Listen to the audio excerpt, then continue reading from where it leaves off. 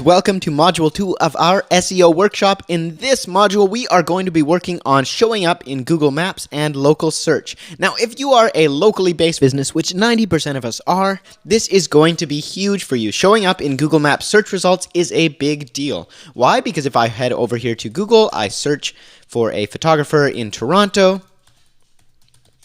you'll see that right at the very top, we have our maps results. So what's interesting about this is, let's say that you are just brand new and starting your website, and you have your website and it's listed on page 10 of this. Well, that's fine.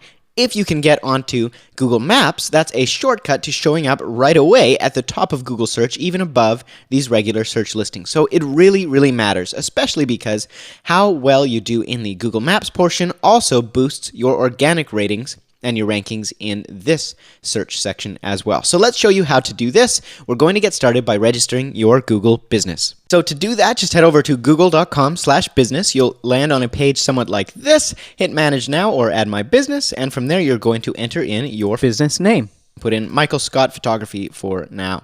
We're going to hit Next. Then you're going to enter in your address. So I have Dunder Mifflin's address right here. We're going to hop over and just put that in there, and we'll do Scranton, Pennsylvania. Perfect. And our zip code is 18501. Perfect. Now, if you have a brick and mortar location and this is all you do, you stay at one address and operate out of one specific place, then you would just hit Next. However, if you are a business who provides services around the community, not at one specific location, in different communities, make sure to check the I deliver goods and services to my customers. It is important, however, that you list a specific address with Google, that the top search results all have specific addresses listed. They don't have service locations. A service location is a big kind of bubble that'll show up here rather than a specific place and street. So if you can, I would definitely suggest going for a specific location. One other thing to note is that the closer you are to the downtown of that particular location of whatever city you're in, the better you tend to rank in Google. It's a little silly, but at the same time, when people search for a photographer in Mexico City, the closer you are to the heart of Mexico City, the better your chances of ranking. You'll notice that Mexico City is absolutely huge.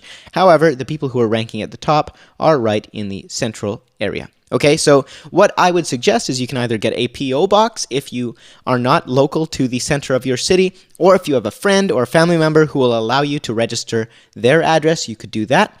It's really up to you, but that's personally what I did. I found a friend who was renting a place downtown, and I contacted them and said, hey, can I use your address? And they said, yeah, that's cool. So then Google sends a postcard to verify your address with a code on the back. Once my friend received that, they just sent me a photo of that card with the code on it, and I verified with Google. It's important you don't make up an address that you don't actually own. So for instance, if I wanted to rank for Los Angeles and I put in a random address in LA, but I have no access to that address, it doesn't work because Google is going to confirm and double check by sending a physical postcard to that address. All right?